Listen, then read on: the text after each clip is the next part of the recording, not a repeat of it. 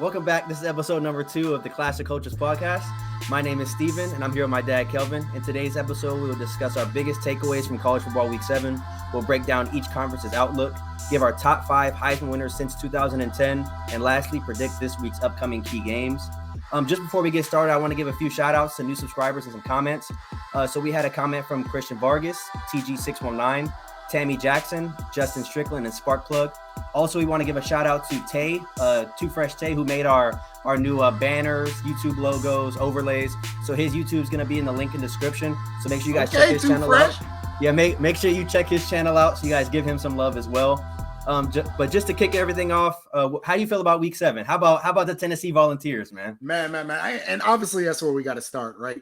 The big win against Alabama. Like the first note is just simply, man, everything I thought, everything I said, throw it out the window. Week 7 was an amazing week. Obviously, like I said, takeaway number 1 is Tennessee being able to pull off that game against Alabama. Hendon Hooker looking like a front runner for the Heisman. Definitely. Yeah. That game was amazing. And just good college football. That obviously that's where we got to start. What's your thoughts on that game? Obviously, we had this segment last week where I said Alabama's going to thump Tennessee regardless if Bryce Young plays. So yes. That right there, that shut me up.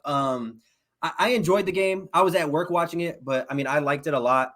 Hendon Hooker definitely showed me something, but I think Bryce Young showed me something as well. Both those guys played phenomenal football. I still think regardless of who lost that game, they're still in the race for the college football playoff, especially Alabama. Yeah. Now, obviously, if Tennessee would have lost that game, they would have fell back a little bit more. But I think the SEC is still wide open. I think both teams still have a chance to get in the college football playoff. But I think Tennessee has to be a legitimate title contender after that win because they beat arguably the best team in college football. But I guess we just have to see as they play Georgia still.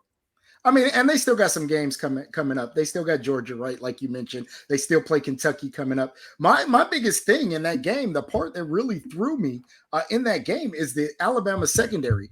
You let Jalen Hyatt go for 207 yards, 5 touchdowns. I was shocked, and it looked like he was just literally running past Alabama DBs. I was shocked at a Nick Saban defense just allowing one receiver to really kind of take over the game. No, definitely. I did not expect that to happen. Then again, I do have a friend who's a big Alabama fan. We're in the chat every day talking to each other, and he has said that the secondary has looked kind of bad this year, just like Clemson. So that is something that we have in common. But I didn't think it would be that bad. Hendon Hooker, like he said what, 5 touchdowns or 4 touchdowns to the wide receiver? 5 touchdowns to Jalen Hyatt. And he had 6 catches, right? He had 6 catches for 207 yards. Yeah, that is crazy. But moving on, just a game that I kind of want to recap because it's another situation where I look stupid now. I thought Michigan was not a good football team, so I can take accountability for that. I still don't think they can hang with a lot of other teams, but I'm going to give their respect where it's due. After just beating Penn State 41-17, I think it was, Blake Corum solidifying himself as a serious Heisman contender. I still think he's behind C.J. Stroud and Hendon Hooker, but I think he's a serious contender now after doing that against a top 10 team. But what are your thoughts on that game, on that Penn State-Michigan game? Yeah, so the thing about Michigan is just simply that offensive line looked amazing. If you look at that game, Penn State goes into the half up 17-16. Michigan just comes out and dominates in the trenches. Donovan Edwards also went for 170 yards, actually outrushed Blake Corum. The Penn State went into that game as the number 5 rushing defense, gave up over 300 yards, over 350 yards of rushing. Again, Corum had 161. Donovan Edwards had 170. They just dominated in the trenches. Obviously, as an Ohio State fan, that's very concerning because that's kind of how they beat up on us. They were able to dominate the offensive line, get that running game going, and just took over that game.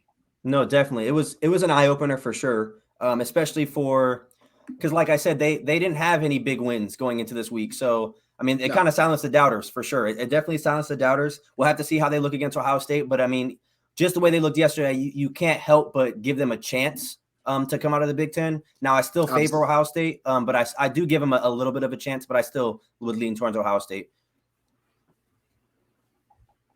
Who do you have for your next So my biggest takeaway is simply this. I think there's a lot of parity in college football right now, right? I think there's I don't think there's that one dominant team, right? We can kind of maybe say Georgia, but Georgia's had some down weeks. I don't think Ohio State has really played the competition that they need to for us to really call them that number one team. Obviously, Alabama lost. Tennessee was close in that game with Alabama, but they have some key wins. But I wouldn't be surprised if any of these teams won or lost any of these weekends, because I think there's a lot of parity right now in college football. Definitely. I think besides Michigan and Tennessee, I think another big deal this week was USC losing to Utah. Yes. I think that was probably my biggest takeaway, because just like Michigan going into this game, they haven't really had any big wins. So this was another game where we both thought that USC was going to get a dominant win from last episode. We both predicted that. And it wasn't a bad game by any means. I mean, it was a 1-point game, but I think the morale of the team is just down, just because you lose to a team who Utah has. Who did they lose to this year? Utah lost to UCLA by 10. Okay. So yeah, DTR went for 300 in that game. I think it puts USC obviously in there's the room for error is very small now. You have to win out to make the college football playoffs. You have to beat UCLA, which is going to be a tough game. Then you have to go on to beat either UCLA again or Oregon in the Pac-12 championship just to get in. So I think in the fashion that Utah was able to rally late, because I think they were back and forth until the very end, and they got a defensive stop. So I mean, I think that shows a lot. I mean, Caleb Williams still played a good game. He didn't play bad. He had a really good game. Yeah, I still think he played good, but I mean, I think that was a big takeaway from this week as well. Yeah, so that was an amazing game. Some time management issues on USC's part. Lincoln Riley kind of has to eat that as Utah got down late, so they were driving to tie the game. If you didn't watch the game, Utah went for 2. That's how they got the 1-point lead against USC. But as they got into that first and goal, USC gets a stop, doesn't take a timeout. I think they're trying to. They believe they can probably get the stop on 4th down. Really gave themselves no time after Utah gets the touchdown and the 2-point conversion to try to get a field goal, which would have won the game. So they didn't give themselves the time they needed. That USC defense, Utah was doing whatever they wanted to. Rising was throwing all over them boys. That's a concern, right? Obviously, the USC offense looked really good. Caleb Williams was able to put up yards, but the inability to stop Utah really doesn't bode well when we talk about playing some of these bigger and better teams. Definitely. Lastly, my last kind of takeaway from week 7 was I think TCU is going to be a big contender for the playoff as well. They got a big win against Oklahoma State this week. And Spencer Sanders, who I had on the Heisman watch last week. I think TCU definitely is on the outside looking in right now, but I think if they continue to win and the other teams above them start to lose, they can be a serious contender to win the Big 12 and come out of the Big 12 for the college football, maybe the 3rd or 4th seed. Because I would still take, if Alabama or Georgia were to have one loss, I would still take them over an undefeated Big 12 team. That's just my opinion, just because of the strength of schedule. But I think TCU is also that they also showed me something this week, winning in double overtime to Oklahoma State. For sure, a great game. Oklahoma State, obviously, like you said, that game went in double overtime. Both teams, again, the problem with Big 12 teams is exactly what it's always been, defense, right? It's a shootout in the Big 12. TCU was able to pull out a shootout. But against what I thought, and I think we both picked Oklahoma State to win that game, especially with Sanders there. So, yeah, TCU might be for real. And obviously we'll continue to talk about that. Definitely. Moving on to, so like I said, I gave a shout out to Christian Vargas in the chat last week. He wants to know our take on name, image, and likeness, NIL, and college football. So what do you feel about NIL? So I think it's great. I think college students, student athletes should be able to make money off their name, image, and likeness. If you watch the Fab Five documentary, the ESPN 30 for 30 documentary, you have Chris Webber talking about being at Michigan during his time in Michigan, not being able to afford a meal. However, Michigan jerseys, Michigan number 4 jerseys are selling. The big marquee for the big game is Chris Webber and the Michigan Wolverines. So the networks are making money off of them. The colleges are making money off of them. And you have to remember, all of these college kids are not coming from money. So some of these are big, and all of these college kids, even the big name college kids, are not going to make big money in the pros. So the inability to earn money off of your own name, image, and likeness, I think was a big hindrance. I love it. Obviously, we don't know where this is going to go. You have the haves and have-nots, right? You got players like Bryce Young. I think Nick Saban said Bryce Young may have got something like $7 million last year. Yeah. But if you're an offensive lineman, you probably don't have many NIL deals. My only concern with NIL is how that is going to affect recruiting, right? If I was a kid that maybe wanted to go to, pick some small school, Kansas State, right? And say I was a 5-star, but I live right in the Kansas State area. Maybe that affects me saying, all right, I'm not going to go to Kansas State, because if I go to Ohio State, Alabama, Clemson, one of the marquee schools, money at you. I can earn more money. That's my only concern with it.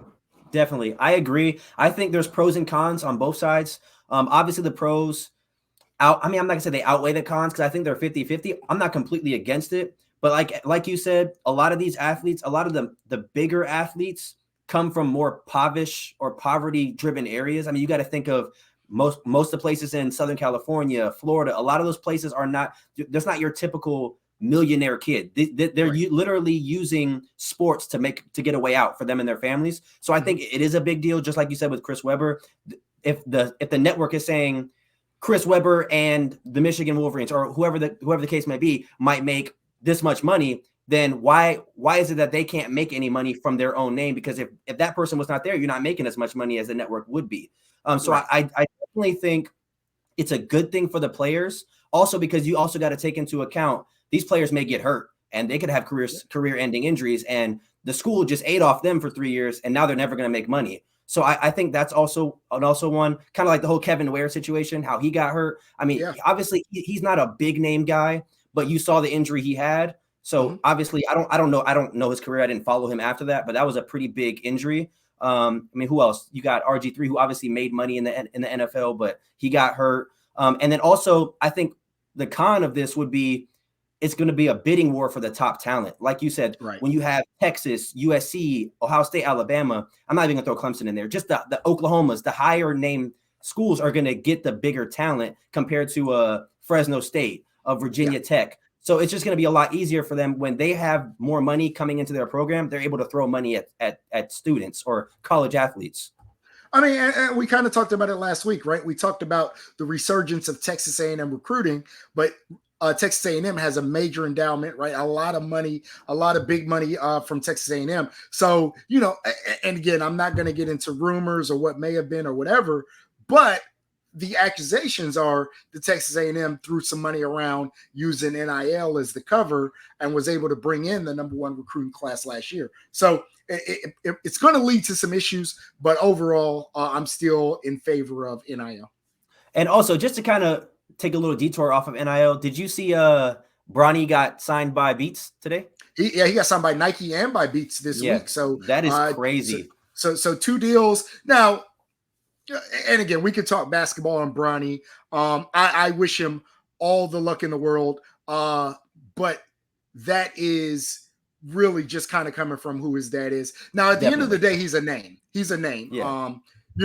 I don't know many recruits in his recruiting class, college basketball recruiting class. But I know him, and I think he's like the 60th recruit. I don't know the 59th, the 58th recruit, probably in any year. So the fact that the 60th recruit in a recruiting class is because his name is LeBron James Jr. Again, definitely use what you can. Respect to him, respect to LeBron James for putting his son on. But we also have to be mindful why he's getting these deals, why he has a Nike deal as a high schooler, and why he has a Beats deal as a high schooler, because he's LeBron James Jr. Definitely. Moving on to the next topic. This was also wanted. He wanted to hear this. Christian wanted to hear this from us.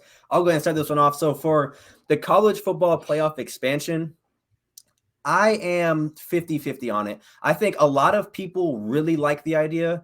I'm not against it, but I'm also not 100% for it. Reason being, I think, yeah, you're going to get more teams opportunity, but at the end of the day, how many teams can compete with Alabama? How many teams can compete with Ohio State? I mean, think about it this way. You had Cincinnati get in last year. Everybody knew they didn't have a chance. Or Cincinnati got in last year, right? Or was it the year before? Okay, yeah. No, So last year. they didn't have a chance. I mean, as much as the odds, I mean, it was a 14-point favorite or a 17-point favorite for the other team. They didn't have a chance. I think we're going to get games like that where it's essentially going to be a bye week anyways. I mean, think about it. Right now, you got Ohio State. I mean, if we went off the rankings today, let's say we had a top 8, Ohio State would play Ole Miss. Ole Miss is not a bad team, but I don't think Ole Miss can compete with Ohio State. I mean, I think at the end of the season, and you also got to remember, these top 8, a lot of these teams haven't played each other yet. So these top 8 wouldn't even be the top 8 by the end of the year. You're going to have teams that are not even Power 5 conferences in there. You might have Notre Dame who gets in there, who is notorious for blowing games in the playoff. That always happens. And then you're going to have a Big 12 team. You're going to have a Pac-12 team, probably an ACC, and maybe 2 Big 10 and 2 SEC. That's my prediction. I think it will be good for the college football casual viewer, for the fans, just to see more playoff games. But I think the negatives are going to be, you're going to have essentially blowouts. There's going to be a lot of blowouts. And I also think there's going to have a higher risk of injuries for players who are going to go to the next level. They might not want to play in that first round, especially if you play for a team like Ole Miss and you know that you can't beat Alabama. I mean, obviously no player is going to tell you that their team can't win. But I think if you're a projected top 5 pick, you're going to lean towards not playing, because if you get hurt in that game and nothing comes out of it, you just ruined your career. Yeah. I think this has a lot of pros and cons as well. My negatives to this, I'll talk negatives first, is just simply that this season is now getting long, right? With conference championship and now bowl games, this playoff system, you're looking at a college season that's something like 16 games. My other big negative to this is simply this. I think college football always had that one thing that mattered, which was every Saturday mattered. Definitely. You could not lose a game. If you lost a game, one loss could be your shot at the championship, right? And I think we're going to lose a little bit of that, because a team is going to know, hey, I may have, especially again, we're talking about 12-team expansion. You may be able to get in, especially if a conference championship gives me an automatic bid, I may be able to get in with 3 losses. Right? Yeah, think about the Pac-12 right, and Big 12. So that's where I think college football loses some of what I thought made it special and what made it great. Which, like I said, every Saturday, every game mattered. It meant the world. You had to win. Now, the other side of that, and I'll come back to the number. The other side of that, what I hated was a team like UCF not getting a chance. And I only mean this from this. Who knows? I don't know. Just like we can say, just like you mentioned Cincinnati last year getting in, right? I'm good with that, because at least we got to see it on the field. Cincinnati got a fair shot to play in a playoff game with an opportunity to win, and they lost. So now they can say, hey, we weren't the best team this year, right? Okay. The UCF team where they claim the national championship. Yeah. They beat Auburn they beat Auburn in their bowl game, and who knows? Do I think I can give you my prediction? Do I think Alabama actually won the national championship that year? Yeah. Do I think the UCF team beats Alabama? No. I think Alabama probably mops the floor with them. Mm-hmm. But is it possible? It's possible. And it's hard to the team hasn't lost. And UCF went 2 years without losing a game. Yeah. And was not able. And the problem is because that then leads us to big conference bias, right? That's how you're getting, when we only have 4 teams, or prior in the BCS where it was only 2 teams, mm-hmm. A UCF is going to have a hard time getting in. Let's be honest. If everybody didn't kind of screw the pooch last year, Cincinnati wouldn't have got in last year. At 4 teams, we're going to be looking at big conference teams. We're going to be looking at, the one loss team from the Pac-12, that's the Pac-12 champion, is going to get in over the American conference champion, even if they're undefeated. So I like the fact that it gets to get settled on the field. However, I think 12 is too many. I think six. I think 6 would be a good number. And then the first 2 teams get a bye. Right. 6, 8, because I think then you're capturing, if I'm at 6, I'm capturing all the teams that I think reasonably should have had a shot to win the national championship. At 12, that's half of the top 25. That's a lot of teams. That's a lot of teams. That's almost ridiculous. And like I said, now we're going to see playoff teams, I guarantee, probably the first year with 3 losses. Yeah, to me, that 12 is way too many, just because, I mean, as of right now, if you win the championship, you're at 15 games. So if you add it, and so obviously take 2 games away, if 12, it would be at least 17 games at minimum. 17 games. If I'm a wild card team, as the NFL season. Yeah, I know they're doing somewhat buys, but if I'm a wild card team that kind of runs the table, yeah, I'm at 16, 17 games to win the national championship. That's kind of ridiculous. That's a lot. And that's a lot for, again, what we're calling amateurs. I'm playing the same schedule as and again, they don't even do it at NCAA basketball. The NCAA basketball schedule is 1/4 of the NBA schedule. And that's not a physical game. Contact sport, yeah. Not the same level as football, where definitely. Now we're talking about young kids putting their body on the line. No, definitely. Okay. So Christian, I hope that answers your question with our stance on it. Drop a comment. What do you think? Everybody else, what do you guys think about college football, the playoff expansion? Moving on to the ACC outlook, I will let you kick this one off, just because obviously my team's in the ACC, and then I'll kick off the Big Ten. Yeah. So at the end of the day, the ACC to me is a 1-team conference.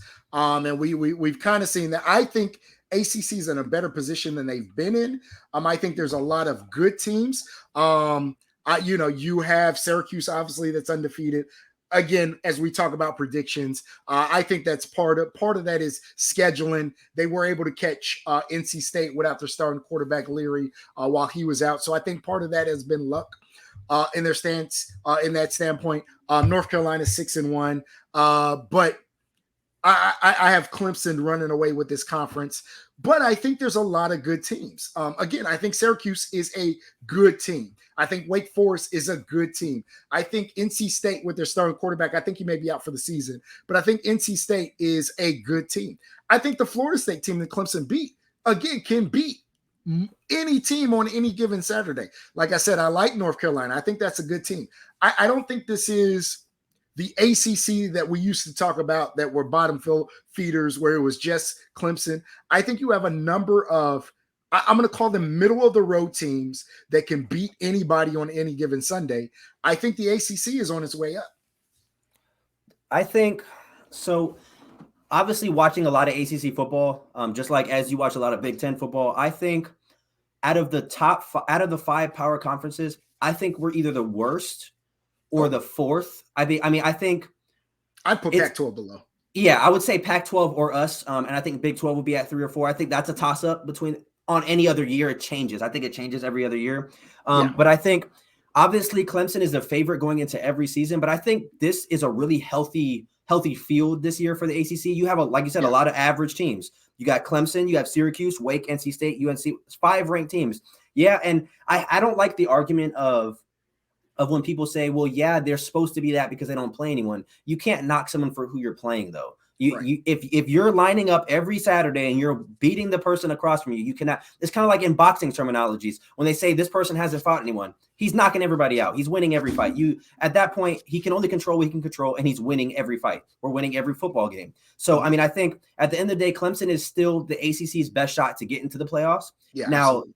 This Saturday is going to be a big test because I think if Syracuse somehow beats Clemson and they win the rest of their games, they have to get in the playoffs at that point. I mean, unless a lot of other teams lose. I mean, I think an unbeaten ACC winner, you have to get in the postseason unless there's an unbeaten Big 12, Big 10, SEC, and Pac-12. Then you can start with the arguments of Syracuse not getting in or Clemson not getting in. But I think regardless, I feel the same way about the Big 12. I think if, let's say Clemson goes undefeated, goes 13-0 and wins their conference championship, but Alabama runs the table and wins the SEC, I think Alabama is a higher seed than Clemson, even though Clemson is undefeated, just based off of Alabama's schedule. Right. So, I mean, I think at the end of the day, I have Clemson winning the ACC, but if we lose, I could see a situation where nobody from the ACC comes out, even if Syracuse is undefeated. We'll see. It would have to see how the SEC shakes out, the Big 12, the Big 10. We have to see there. But moving on to the Big 10. So with the Big 10, I don't feel as strongly as far as the ACC. I'm saying it's a one team conference. I mean, you got Penn State, you got Michigan, and you got Ohio State.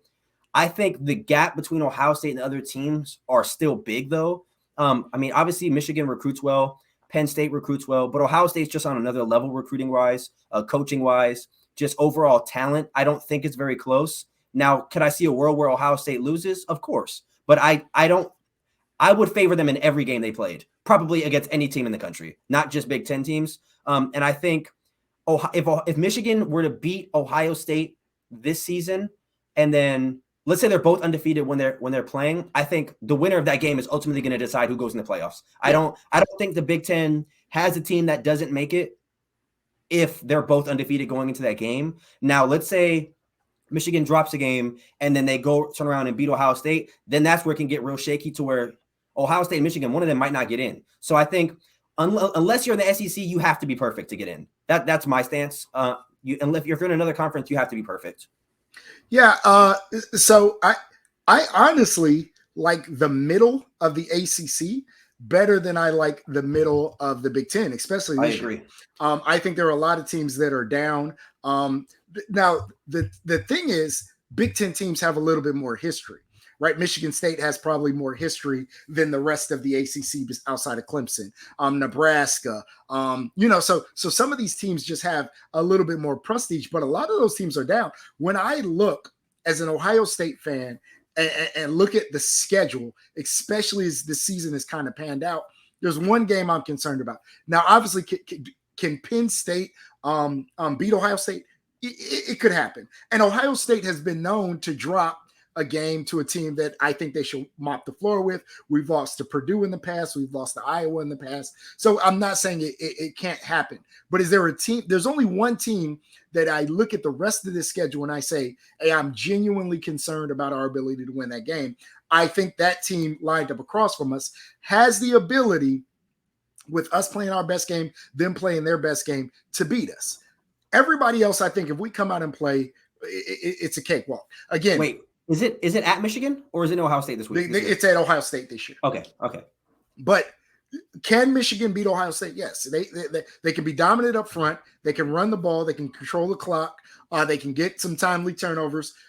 Do I think Ohio State will win? Of course. But would I be shocked if Ohio State lost to Michigan? No. Would I be shocked if they lost to Iowa this weekend? Absolutely. So I think we're really Ohio State. The Big Ten this year is a two-headed monster.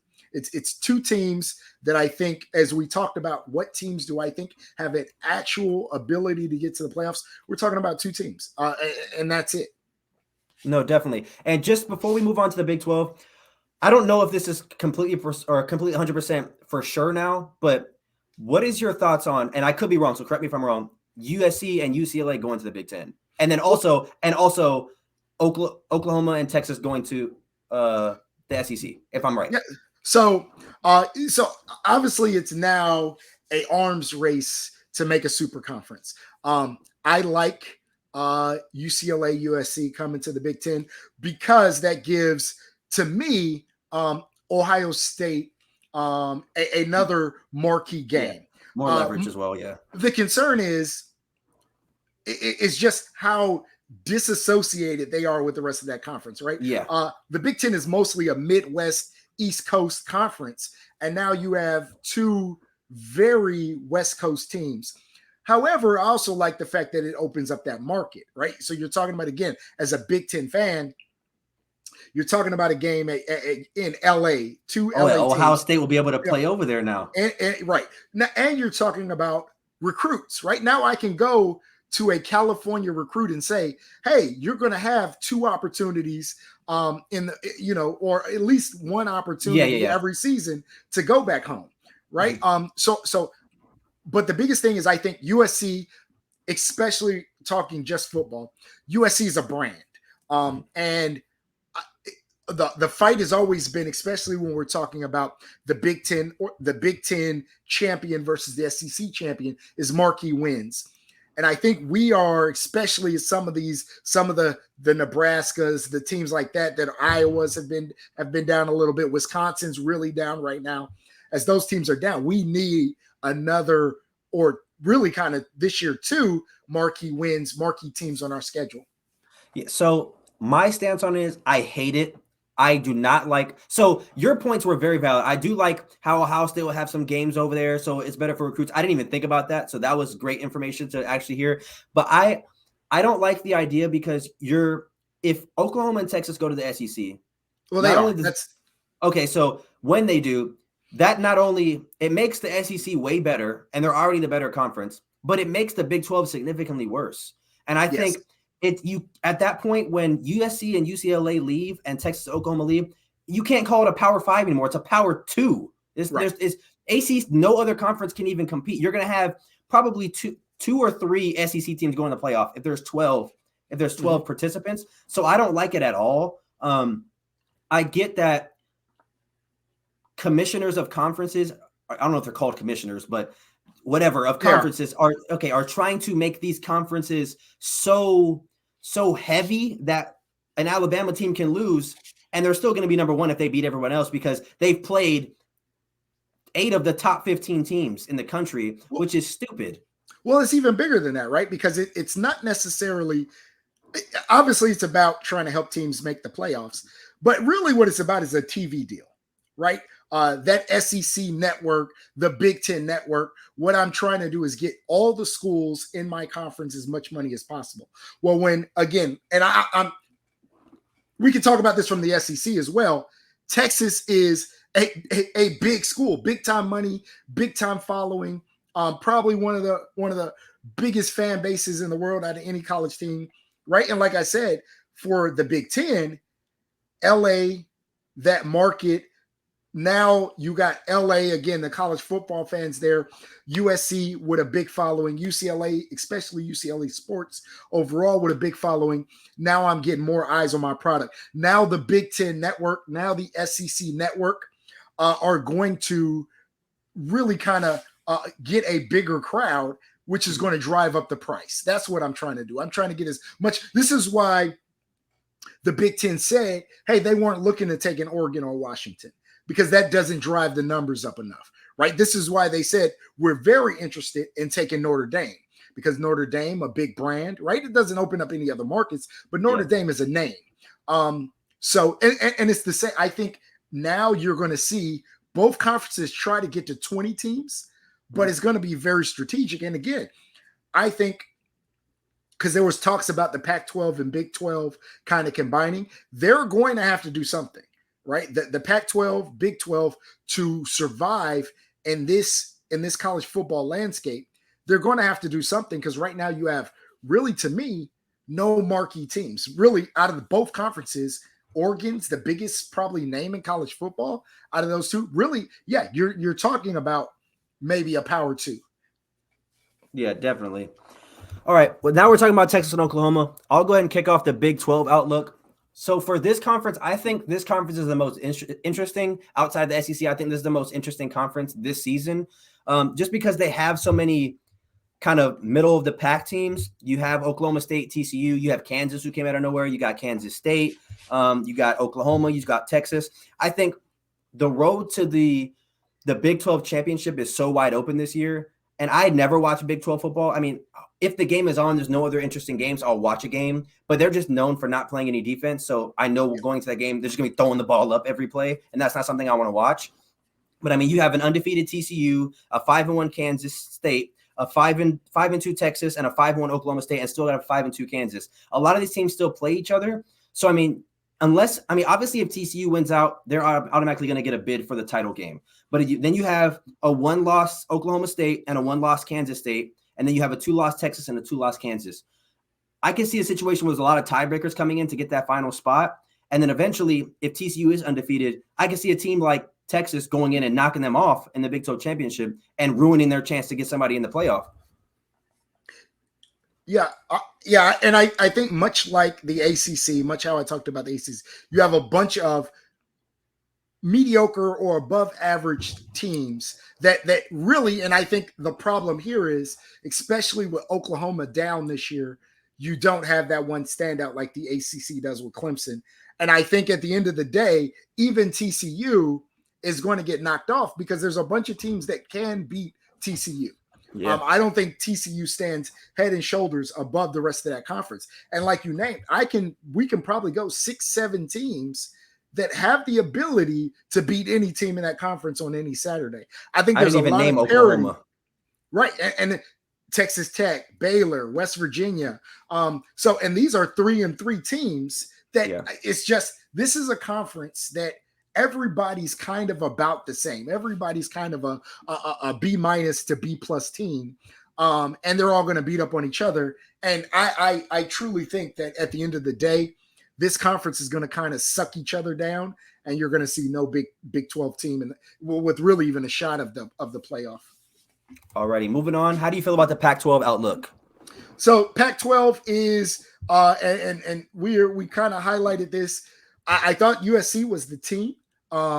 So really, again, because they're kind of a down conference, they are, I know the Pac-12 commissioner is hoping and praying that UCLA runs the table, because I don't think this is a conference that gets a one-loss team in unless anarchy breaks out in all of college football. It's funny because we talk about our power conferences, right? The SEC, the Big Ten, but I think in the rest of these conferences, another conference where I think there's just a lot of parity, right? And we can go all the way down to a Washington, a 5-2 team, Oregon State's 5-2, Utah's 5-2, and obviously just knocked off USC 6-1, Oregon 5-1, a ranked top 10 team, but lost to UCLA, and could beat anybody on any given Saturday. And then you got UCLA, which again, I don't want to discredit UCLA, but at the end of the day, I'd be shocked if they finish the season undefeated. I think DTR is amazing, especially this year. I think it's just kind of the maturation of his. It seems like he's been in college for 15 years. Forever. So I think this is now, it's all just starting to come together, especially him and Chip Kelly. Chip Kelly's obviously an awesome offensive coach, but I don't think they finished the season. I don't think they're head and shoulders above the rest of the Pac-12, and I could see them losing a game or two. So I think this is just another conference where everybody's going to kind of suck each other down. Yeah, so I mean, I kind of have the same thing as what you said. I think there's going to be a lot of self-inflicted wounds in this conference. I think UCLA, the only way somebody gets in is if this UCLA completely wins out. But I could also see a world where if USC just looks completely dominant in every game and beats up on UCLA and then beats up on Oregon in the Pac-12 championship, I could see them getting in. Depending on if chaos ensues for all the other conferences, I'm not going to completely rule them out. But I do think obviously UCLA is the Pac-12's kind of best hope right now. But I don't know if they can beat USC. Are they playing at USC or is it in UCLA this year? Oh, let me look real fast. Because I think that's going to have it's at UCLA. But USC is a 2.5-point favorite. I mean, as of right now, obviously a lot can change in that time. But I think eventually, I don't think a Pac-12 team gets in this year, just because I think there's going to be a lot of self-inflicted wounds. I think a lot of teams. I don't think USC will probably lose another game. I think UCLA might lose 1 or 2 games. And I think Oregon will lose another game. I think the winner of the Pac-12 might have 2 losses, in my opinion.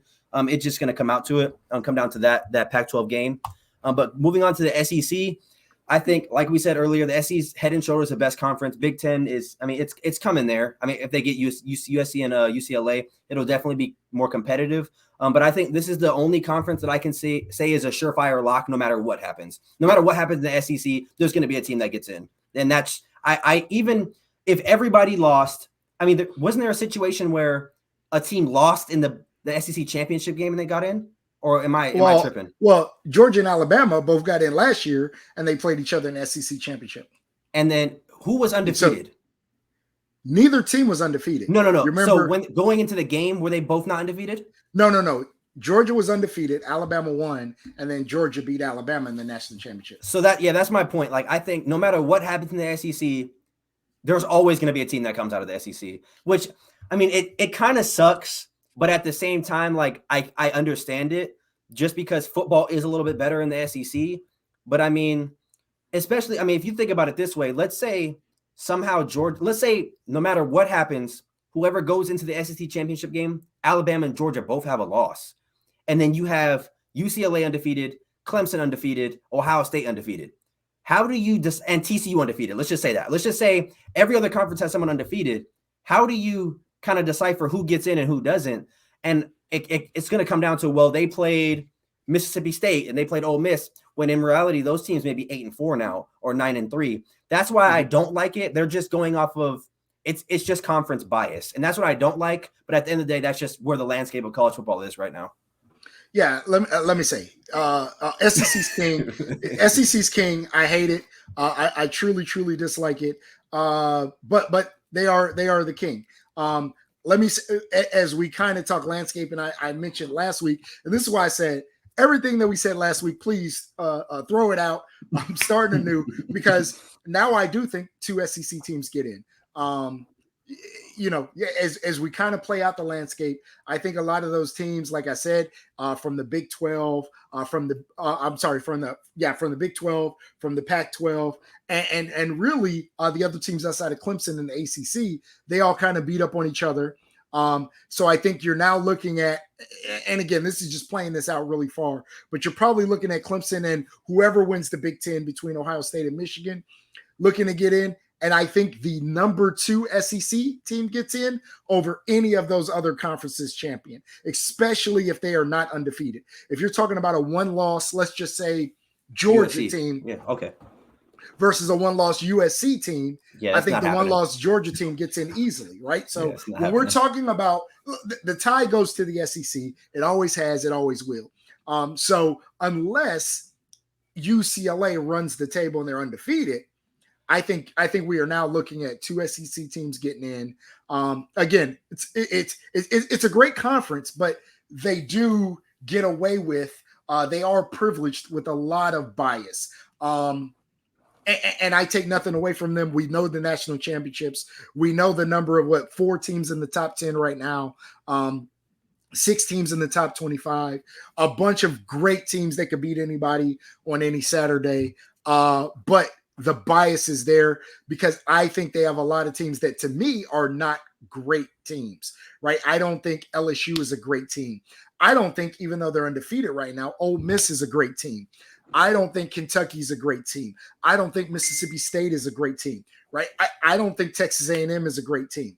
But because they're in the SEC, and again, to talk about kind of their top teams, those are all going to be counted as quality wins.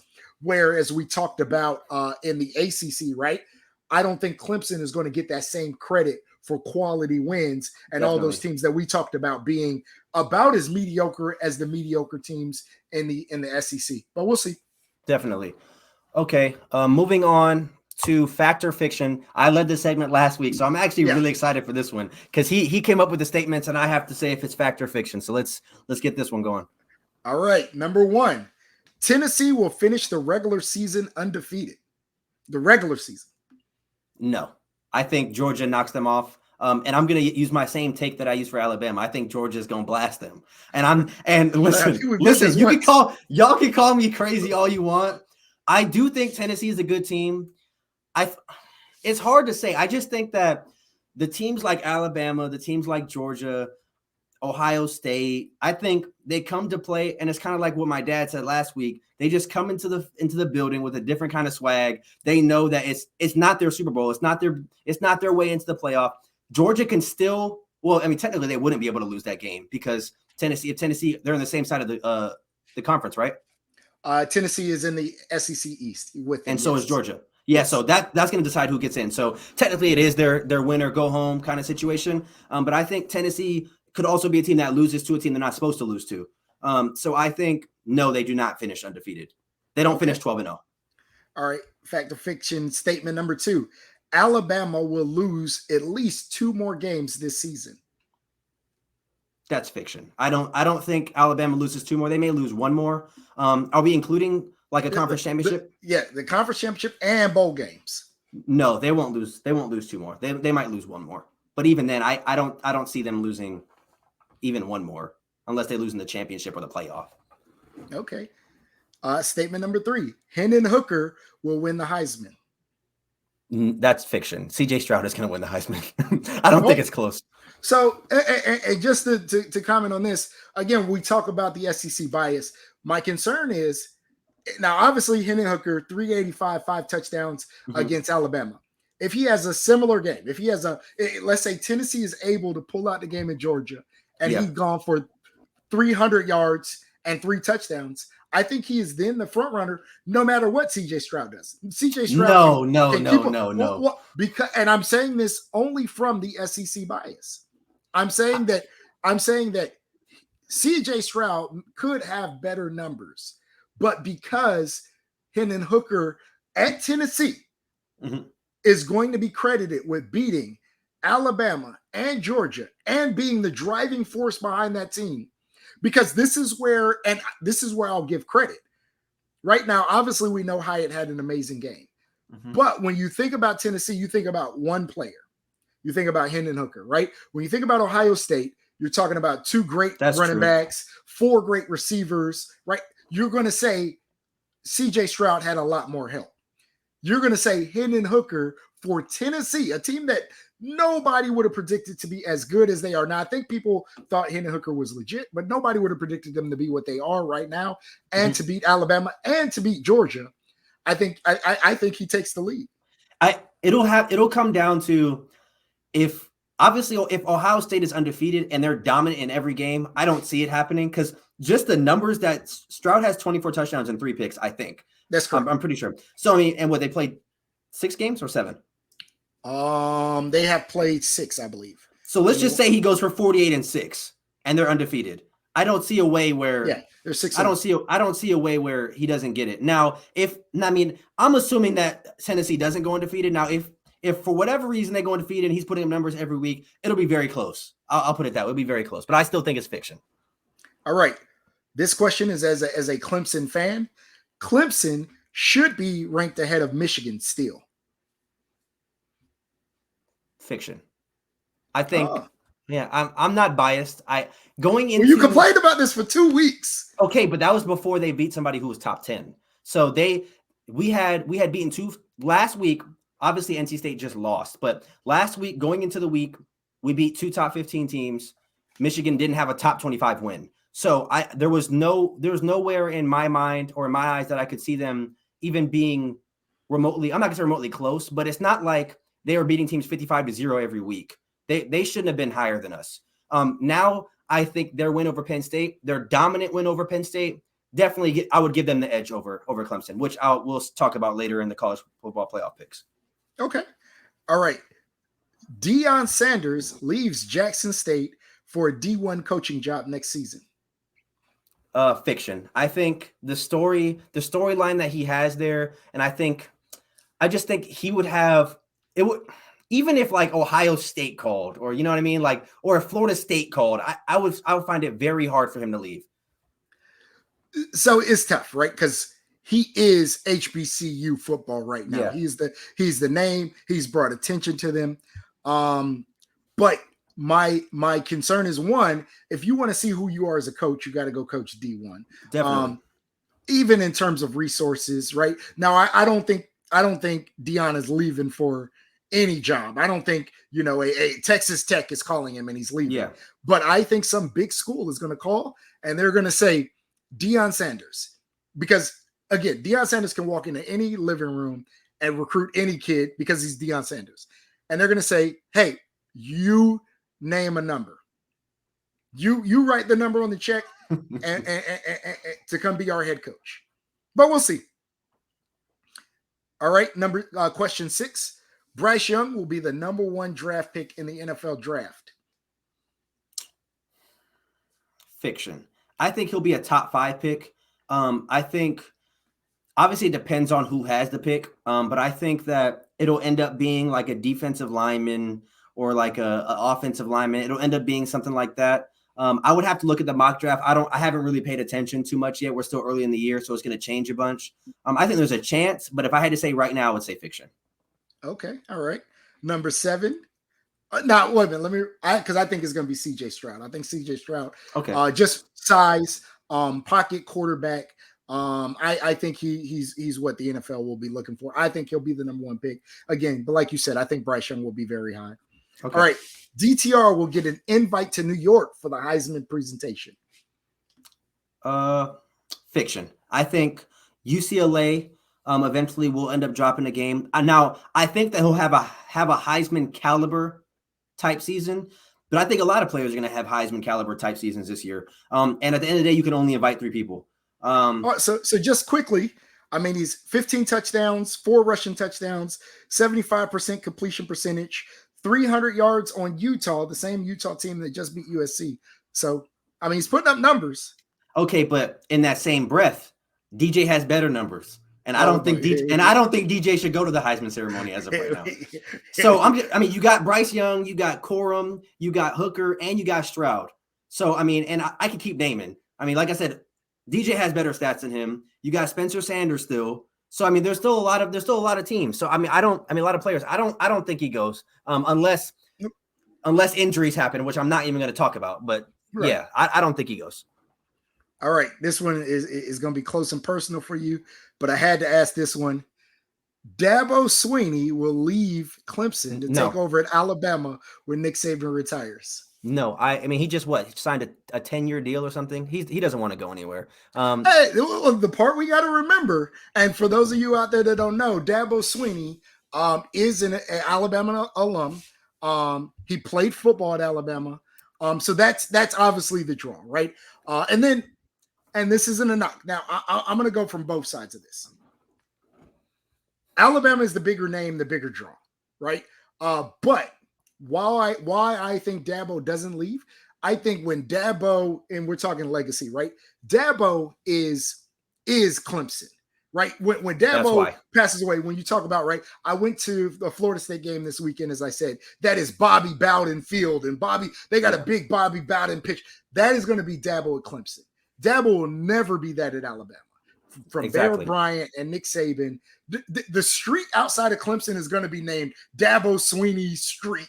And that's why I don't think he leaves. Yeah. I think he's built such a good culture. I mean, he's won 2 championships there. He may win a few more. He may win one more, whatever. I think he is so happy with what he built. He has no reason to go to Alabama and try to live up to the standards that they have, because then if he doesn't live up to those standards, it tarnishes his entire head coaching resume or legacy. And just for the people at home, pretty soon we are going to have a former Clemson player come on the show, and he can give his take on this, because I've had numerous conversations with him as well. So that'll be coming up soon. We'll just make sure you guys keep tuning into the episodes. Now, the concern for Clemson fans is this. First, let's just be honest. Clemson is coming after him. I mean, not Clemson. I'm sorry. Alabama is going to come after him. If Nick Saban said he's retiring, and again, I don't know what Dabo's going to say, and I don't know if he's even been asked, but they are going to. I know Dabo's. What's his contract right now? What is it's got? I think it's like 10 years, 120 million. I think. Yeah, but they are going to say, Dabo, what you name the number that it's going to take to get you from Clemson to Alabama. It's 10 years, 115. And they're going to be willing to pay that. Now, that's the only concern, right? Hey, it's the draw of your alma mater. Let's just be honest. Alabama has more resources than Clemson. And they're going to say, you name the number and we will match it. But definitely. We'll see. Okay. All right. Question 9. Mayan Williams is a better running back than Travion Henderson. Is Mayan Williams the other running back for Ohio State? Yeah, he's the other. No, he's not better than him. I didn't even know his name. Is that the guy who had like 6 touchdowns? Yes. Okay, I think Henderson is a lot better than him. He just happened to have a better game that one time. I don't think he's better than Travion Henderson. Okay, so I'm going to repeat a question you asked last week. knowing what we know now, and I'm just asking for your insight, and I think you answered this last week, but it's something we already talked about. The SEC will get two teams into the college football playoff. I think they do. I think, like you said, it'll end up being Ohio State and Michigan, one of the two, right, or it'll be Syracuse and Clemson. Obviously, I think Clemson's going to win that, but I mean, anything can happen. But I think it'll be now if Syracuse beats Clemson, then the SEC may get 3 teams in the college football playoff. Now, but if Clemson wins, then it's going to be Michigan or Ohio State, and then it's going to be Clemson, and then it's going to be either Georgia and Alabama, Tennessee and Alabama, or Georgia. It's going to be a mixture of the teams. But then, like I said, you still have Ole Miss, who's undefeated, and you still have Mississippi State. Who, they have 1 loss or 2 losses? Who, Mississippi State? Give me 1 second. I think they may have. Mississippi State has 2 losses. So you have Alabama, Ole Miss, Georgia, and Tennessee. So, I mean, I think two teams are going to end up getting in. With how we're looking right now, unless just madness breaks out and people start losing out of nowhere. Yeah, and I literally asked this question so I could change my answer as well. I know I said last week I don't think 2 SEC teams get in. Right now, just kind of the landscape, I think it does happen, especially like I said, because Alabama's not out of the hunt. Alabama and at the end of the day, Alabama's a brand. So Alabama at 1 loss is still a threat, especially in Alabama playing in the West, still has Ole Miss to play, can still play in the SEC championship. Alabama's still a threat to get in. And then if that SEC championship is a 1-loss Alabama versus a undefeated Georgia, let's say, I think you have the same situation as last year. The SEC champion, Alabama, gets in, and then the 1-loss Georgia team also gets in. Definitely. Was that all of them, or do you have any more? That was all 10. All right, moving on. We're coming up on an hour. We're just going to keep it rolling. Yep. This might be a little bit longer show than normal, but I hope you guys are enjoying it so far. All right, so moving on to, we're going to talk about the current Heisman race. Okay, so we'll do this. We'll do it. Just give your 5. How many names do you have? I have 5. I have 5. Yeah. Okay, 5. So give your 5 to 1. No explanation. We kind of talked about all these guys already, but just give 5 to 1, and I'll give my 5 to 1. So yeah, DTR I have at number 5. I have Caleb Williams at 4. I have Blake Corum at 3. Hendon Hooker moves up to my 2 spot, and then I still have CJ at number 1. Okay, so we have the same 3, but my 5 I have Bryce Young, my 4 I have DTR, and then I have Corum, Hooker, and Stroud. I don't have Caleb Williams because I think they're going to end up losing again probably. So I have Bryce Young there just because I think he might still run the table. Moving on. Yeah. Oh, go ahead. No, yeah. I said my Caleb Williams obviously lost, but he's still putting up amazing numbers, 19 touchdowns, almost 2,000 yards passing. So that's why I still had him in there. For sure. Okay, so moving on to the next segment. This is one that we kind of came up with on the fly a few days ago, and I thought that would be really interesting. So we are going to give our top 5 Heisman winners from 2010 on. So anybody who won the Heisman in 2010 to 2022. So basically 12, 13 years worth of Heisman winners. So this one we're gonna ping pong back and forth. So who do you? I'll go first. So at my number 5, I have Lamar Jackson. So the reason I have Lamar Jackson, I'm not going to name any numbers for him. We talked earlier about Hendon Hooker being the sole purpose of that team. Lamar Jackson was the only part of that damn team. He was the only person on that team who, I mean, I can't name one other person on the Louisville team that was on that team. I don't think Devontae Parker was already gone at that point. I think Tutu Atwell might have been the only person I can name. He plays for the Rams now. He's like a kickoff specialist or something. That's the only other person I can name on that team. And I think just the excitement he brought to college football, other than the years he was there, nobody talked about Louisville. I watched every Louisville game when he was there, and I wasn't a believer the first few games he played. And then as I started watching him, I realized he was the truth. So, I mean, I got him at 5.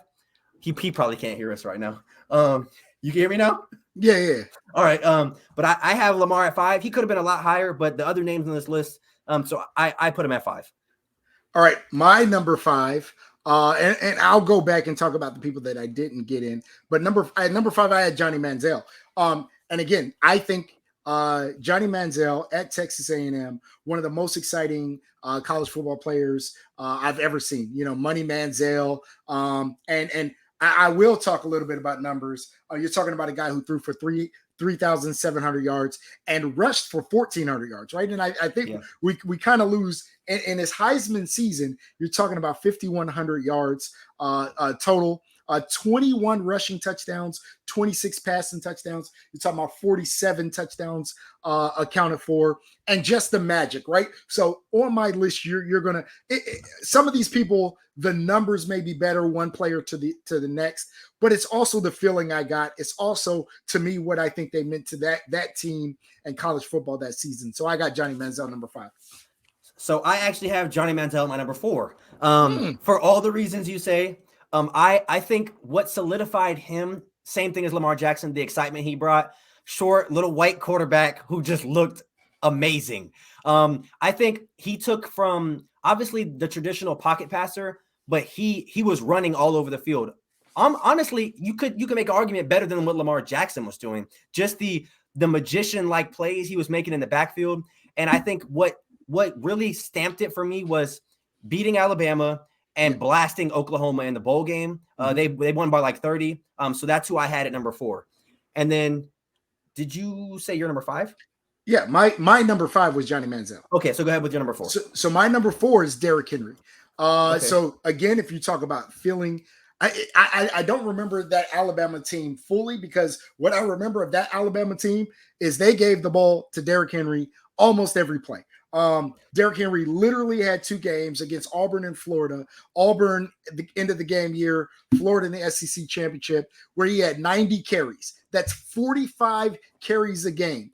He rushed for 2,200 yards, 28 touchdowns. And like I said, he literally, Alabama that year was a little depleted of talent all around. They weren't that they won the national championship, but they weren't the Alabama teams that we're used to in terms of talent all around. And literally every play was give the ball to Derrick Henry, block, and get out the way. Again, you're talking about a guy who all-time SEC leader in rushing attempts, because he was the Alabama offense. Yeah, so it's funny. I have him at my number 3. So Derrick Henry is my number 3. I think a lot of people, obviously now they call him King Henry, and he's this great running back in the NFL. I actually saw him play at the college football in the national championship game against my Clemson Tigers, and it was demoralizing. They gave him the ball almost every play. He had 3 touchdowns on us. He had a touchdown to seal the game, and then we made a big time catch with Hunter Renfrow to tie the game up. Then they give him the ball on the goal line, and if you're first and goal on the 2, I'm giving him the ball every play. He's as big as the defensive lineman. So the odds of him getting stopped 4 times, it's not happening. He's 6th all time in single season rushing yards in NCAA history. So I think that's a no-brainer. I think he had to be on this list. I mean, for all we know, he could be number 1 or number 2, but he has him at number 4. I have him at number 3. All right, my number 3, I have Kyler Murray. Again, just an exciting player. You're talking about over 4,000 yards passing, 42 passing touchdowns. So again, 4,000 yards passing, 1,000 yards rushing, 12 rushing touchdowns. Again, just kind of put that Oklahoma team on his back. Obviously, they didn't win the national championship, but he was that Oklahoma offense. The feeling was just that it was the Kyler Murray show down there. And again, 4,000 and 1,000 to me is just amazing. I had to put him at number 3. Okay. So just to kind of the top 2 for me, it was very hard. But before we get into the top 2, who was one person you left off this list that it was hard for you to leave off the list? My toughest was Lamar. The thing that hurt me with Lamar is the 3 losses. That's really obviously, and you talked about it again, a Louisville team that it's kind of a middle of the road team that he really brought. He had them in every game. He was the offense. His ability to run around and do what he did, I have to give him love. But they did have 3 losses. The hardest person to keep off this list for me was Marcus Mariota. The reason why, I was just a big Marcus Mariota fan. I mean, obviously he's from Hawaii. Yeah. If for those of you who don't know, my dad was stationed in Hawaii for a good amount of my life. So him coming out of Hawaii, I automatically kind of gravitated towards him. But even his stats alone was really good. He beat Florida State when Florida State was the juggernaut. He beat them in the first round in the Rose Bowl, and then ended up eventually kind of shitting the bed against Ohio State in the championship game. But I mean, he was probably the biggest snub for me on this list. You still had Baker Mayfield. Then you had Jameis Winston, which I'm not a fan of. I hate Florida State and I hate Jameis Winston. So he was not. If we could do the top 5 worst, he'd be the worst on this list for me. Christian gonna get you for that. Yeah, he's gonna hear that one. But kind of getting back to the list for my number 2, my number 1 and 2 were very neck and neck. Oh, I want to see what order you got these in. So number 2, I have Joe Burrow. But easily, he could have been number 1. He had wins against Alabama, A&M, Oklahoma, Georgia, and Clemson. That is ridiculous. You're almost playing NFL teams at that point. He had 5 really good wins. They went undefeated, arguably the best offense in college football ever. Obviously, he had Justin Jefferson and Jamar Chase, so he had a lot of help. Now, obviously, hindsight looking back on it, but just his numbers alone kind of speaks for himself. So that's why I have him at number 2. So that's funny because I have them at number 2 as well, and literally going back and forth. Let me say this because I'm pretty sure we probably have the same number 1. But numbers wise, you can look at Joe Burrow and he beats my number 1 number wise very easily. You're talking about 60 touchdowns, which is the most in a college football season at the quarterback position. You're talking about over 5,671 yards passing, 77% completion percentage, just literally a ridiculous college football season the year he won the Heisman. And you talk about the big wins. The thing that kept him down is the very thing you mentioned. The rest of the talent on that team, when you talk about Justin Jefferson, when you talk about Jamar Chase, when you even talk about Terrence Marshall, when you talk about Clyde Edwards-Helaire, they had an amazing team around him. And again, that's no knock. He still had to do what he had to do to put up these ridiculous numbers. It's just what knocked him down to me from number 1. Definitely. So I'm going to go ahead and let you say number 1, and then we'll make sure we have the same person. Yeah, my number 1 was Cam. I don't have him. You don't have Cam number 1? I'm just kidding. Oh. Okay, go ahead. Yeah. I mean, I remember that season. Cam was the Auburn offense. And again, we can talk about some of the big, like I said, I have to be honest and say his numbers don't match Joe Burrow's numbers. He didn't throw for 3,000 yards. He threw for 2,854. He had 1,400 yards rushing. But he put an Auburn team on his back. If you remember, down 24-0 against Alabama, brings them back. He literally 2,000 yards passing, 1,000 yard rushing. Only player in SEC history to do that.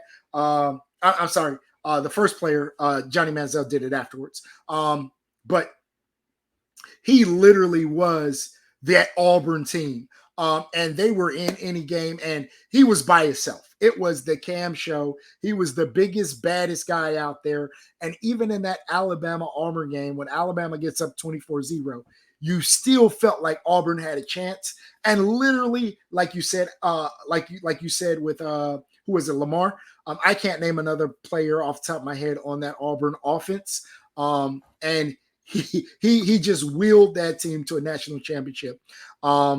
Yeah, he was just amazing that year, and I had to give him my number 1 spot.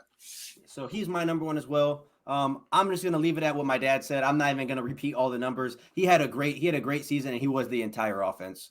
Yeah. Moving on, we're gonna head into our college football playoff picks. So give me 1 second.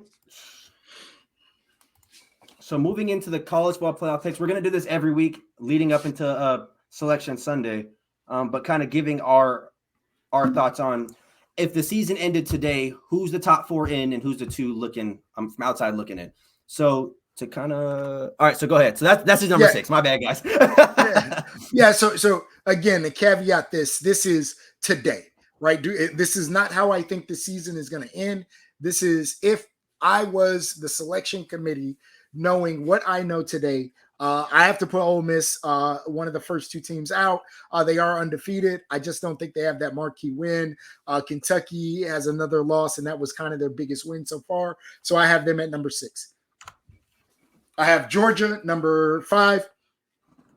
And this is tough because Georgia is undefeated, and I know this is probably the one I'm going to get the most heat on.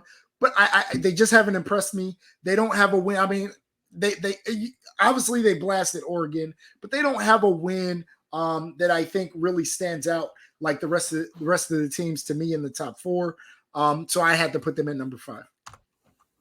I have Michigan number 4. And really between Georgia and Michigan, this could have went either way. I would have loved to leave Michigan out, but that win at Penn State to me was that win at Penn State was very impressive. What they were able to do in the trenches.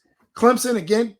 I think we talked about this, right? One of the only teams with multiple top 25 wins, and it's Clemson. They seem to be able to do what they need to do when they need to do it. Again, impressed so far.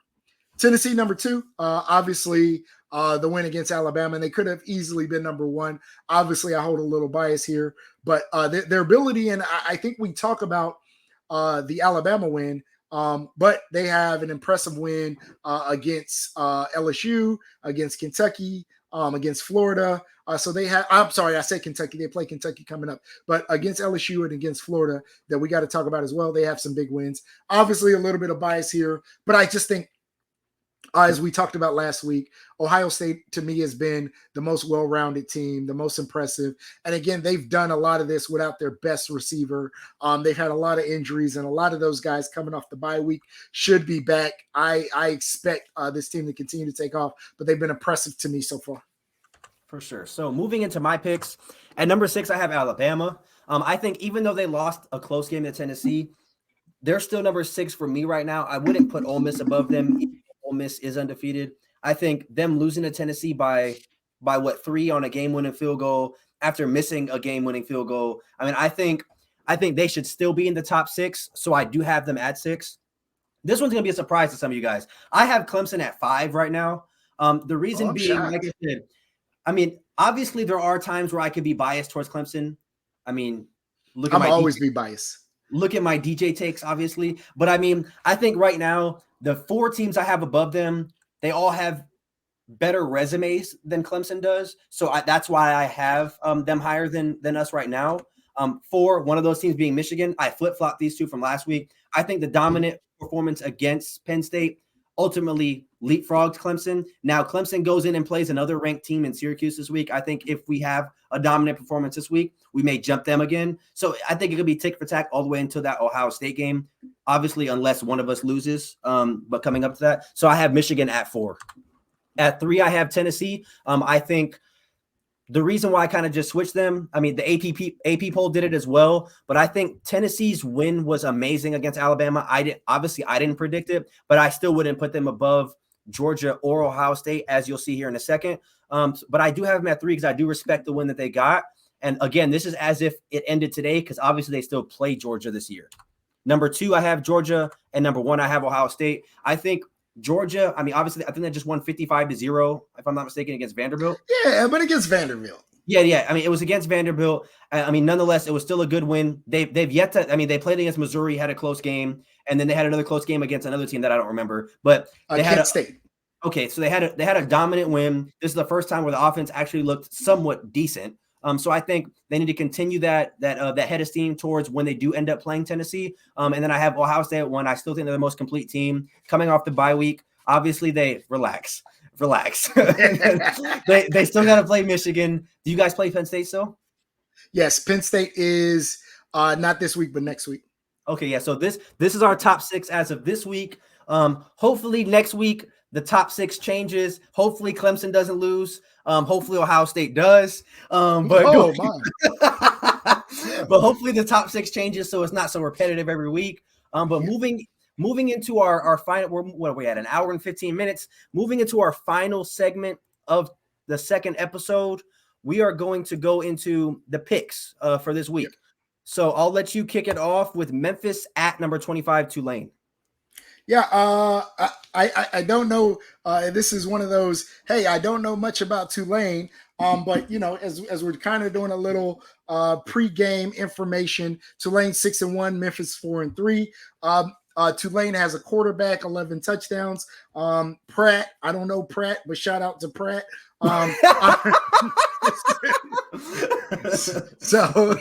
So I'm gonna pick Tulane. I don't know anything about them, but I'm gonna pick Tulane 28-14. Okay, just like you, I don't know much about either of these teams. I'm not going to say a long spiel about them. I looked at a little bit of the Memphis quarterback stats. Looks like he's passing pretty good this year. So I'm going to go Memphis winning 37-31. You're picking Memphis over Tulane? Yeah, I'm taking the underdog here, or okay. the upset. I don't know the money lines or anything. Moving on to the next one, we got number 21 Cincinnati at SMU. So in this game, I'm taking the underdog again. I think SMU pulls it off at home against Cincinnati. I think they win in a shootout 48-38. Yeah, no, I love what Fickle's done in Cincinnati. Cincinnati back 5-1, SMU's 3-3. Obviously, Cincinnati lost a lot of talent from that team that went to the playoffs last year. We talk about Sauce, Riddler, but they're back at 5-1. No real impressive wins yet, but I also don't think SMU's an impressive team. So I have Cincinnati winning this one 35-14. Alrighty, moving on to the next one. Go ahead and give your prediction on Minnesota at number 16 Penn State. Yeah, so the biggest thing I've seen, and I think what you're going to see is now, obviously, Minnesota suffered a horrible loss to Illinois. I picked them to win that game, but Penn State also suffered a horrible loss to Michigan. The thing is, Minnesota, even in that horrible loss to Illinois, was able to run the ball. And that seemed to be the issue with Penn State. Now, before this, Penn State was number 5 in rushing defense. But again, their schedule up to that point wasn't up to the caliber of what they're going to see now. Minnesota, I think, is going to use that, or at least attempt to, maybe not to the same level of success, but attempt to use that same formula that Michigan used, which is pound the ball. They have an amazing running back, about 700 yards rushing so far.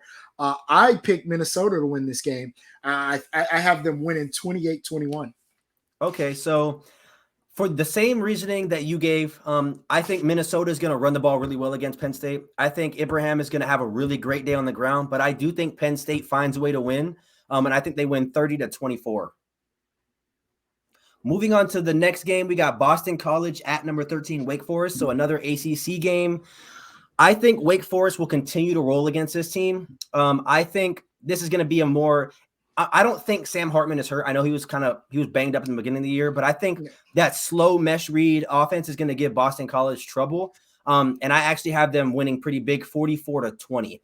Basically putting them in – it's gonna open the race up a little bit. If Syracuse loses. If Syracuse beats the Tigers, it'll open up the race in the Atlantic Division. But I think if Clemson wins, Wake Forest is really just trying to move up a little bit to get to a somewhat reasonable bowl game. Yeah, Boston College is not having a great season. They're 2-4. They have no real standouts on the team. Obviously, Wake Forest has Sam Hartman, as mentioned. Sam Hartman, to me, is the best player on the field.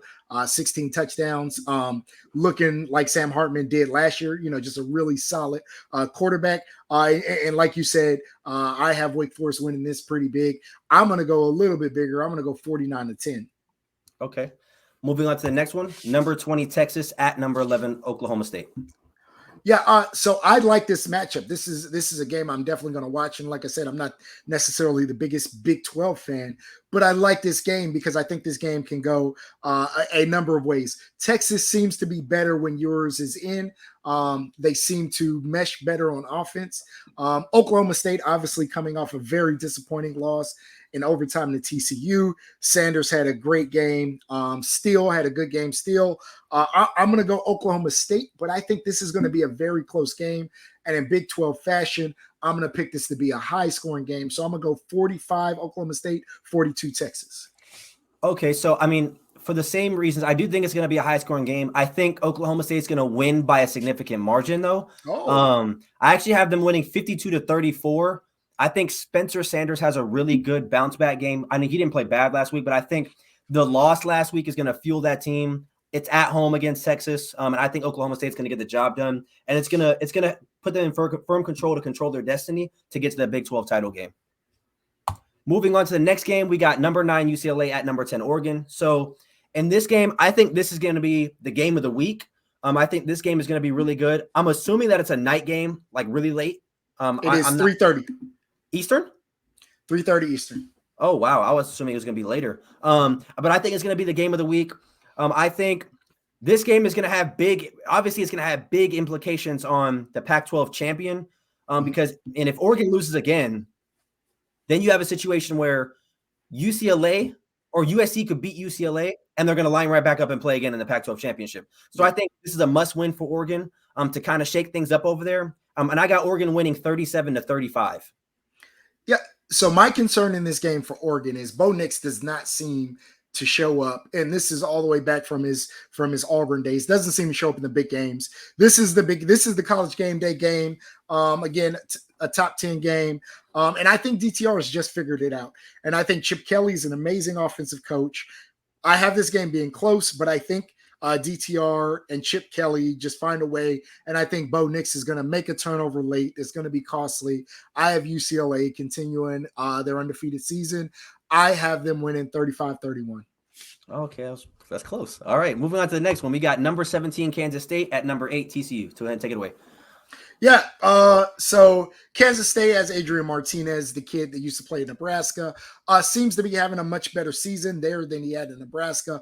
Ability as a dual threat quarterback. TCU, we talked about them, their ability to just continue to win, and they have some marquee wins. A Kansas team that's playing very well. We just talked about their Oklahoma State win. A quarterback who's playing Dugan, who's playing amazing, Max Dugan. He's playing amazing, 16 touchdowns, only 1 interception. However, I'm going to pick the upset in this game. Right? Wow. And only for this reason. Like I said, I think the Big 12 has a bunch of teams that are all really good, and I think just one of these games, somebody's going to get TCU, right? They've survived 2 very close games, one against Kansas, one against Oklahoma State, and they just pulled it out late. Neither one of them were impressive enough or pull away enough for me to say. And I just think at some point in time, luck has to be on the other side. And I think for that reason, Kansas State is going to pull it off. Again, I'm going very close game. I'm going with this being a 3-point game. I'm going 40-37.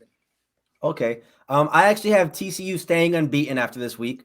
I have them continuing to roll, winning 42-27, and identifying themselves as the clear Big 12 favorite. I think they may lose later, but I think they get the job done this week. Moving on to the next one, we have number 7 Ole Miss at LSU. So this game, when we were going through, or when I was going through making all my lists and going over all my predictions, this game was really one that was kind of tough for me. Because as much as LSU has disappointed me, I'm pretty sure they were one of your disappointments for the episode 1. As much as they disappointed me, Ole Miss, something about going into Ole Miss something about Ole Miss going into Death Valley is doesn't sit well with me. I think LSU is going to win this game, and I think it's going to end the Ole Miss hopes at a playoff. Because I mean, as of right now, as the number 7 team undefeated, they have hopes at getting into the playoffs. But I think LSU is going to end those hopes. I think they're going to win 38-32. So I'm a big Lane Kiffin fan. But I have to give credit to LSU as they went down to Florida. Jaden Daniels went about 350 yards. The offense looked much better than it's looked this whole season. But I also think Florida just has some things to figure out on defense. The reason I'm going to go Ole Miss is Jackson Dart is just being asked to manage the game. But Ole Miss has an amazing running game. So the dude Judkins, I think is his name, Judkins, over 700 yards rushing at Ole Miss. And I think they're gonna rely on that running game.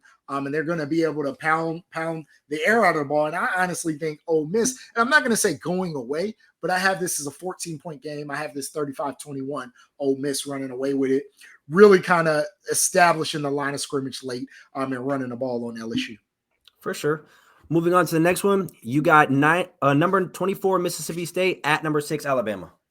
Yeah, so I don't think there's probably be very few times in life that I'm going to pick Nick Saban to lose a second game. I just don't think he allows that to happen. I think Alabama comes out fired up. I think Mississippi State, again, I like Will Rogers. I think he's a good quarterback, but I think Alabama comes out as fired up as they've ever been. And honestly, this is the game that I think a team wins going away, and a game that we may not have predicted that. I have them winning 42-20, Alabama. Okay, I have them. I have Alabama winning big as well. Hopefully, I don't look stupid like last week. My last week's guess on Alabama, but I think just like you said, I mean, I think with it being in Alabama, I think that's going to play a big factor as well. I got them winning 52-24. Moving on to the next game, number 14 Syracuse at number 5 Clemson. So I think this one's going to come as a surprise because last week I predicted a close game, and I mean, if you guys haven't watched that episode or that segment, I should say, go check that out. But I said that Clemson and Florida State would be tied or we'd be losing going into halftime.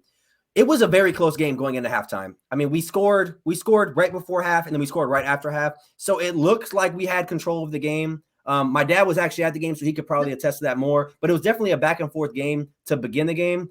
And I had us winning 31-16 last week. I think this win. So Clemson hasn't had a dominant win this year, other than against Furman or like a smaller school. I think this is going to be Clemson's first real dominant win. Crossing my fingers, because if I have to make a video explaining why I was wrong with that, y'all might not get in episode 3. So I'm guessing Clemson at home wins 38-13 against Syracuse, and we win big by 25. Yeah, I have this a little bit closer, but not much. At the end of the day, Syracuse has been a very feel-good story. But like I said earlier, I think they've had some good consequences, some good things that happened on their end, to include the NC State win with Leary out. I think Clemson goes into this game knowing this is their opportunity to make a statement. I think they did control that Florida State game up until late. I think they allowed Florida State to make that game a little bit closer than it really was. I don't think that game ever really was in question. Maybe you say when Florida State was up 14-7, but I think we all kind of felt that Clemson would get it together. And they were able to pull away. And like I said, Florida State was able to get some late game garbage time touchdowns. Yeah. I think Clemson is going to come out knowing that, hey, it's an uphill battle for us as an ACC team to get the recognition. And this is our opportunity against another top 10 team, top 15 team. So I think they're gonna come out. I have it 35-21 Clemson. Okay.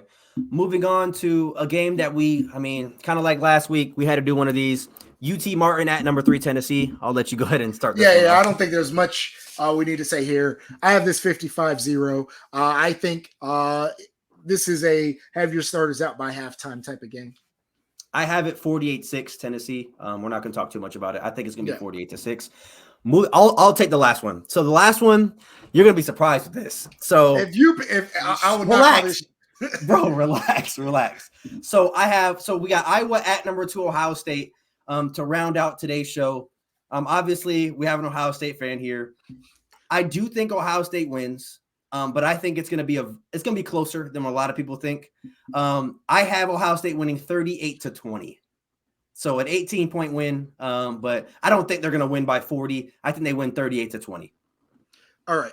Iowa's offense is horrible. Okay. It is horrible. Now, Iowa plays great defense. They really do.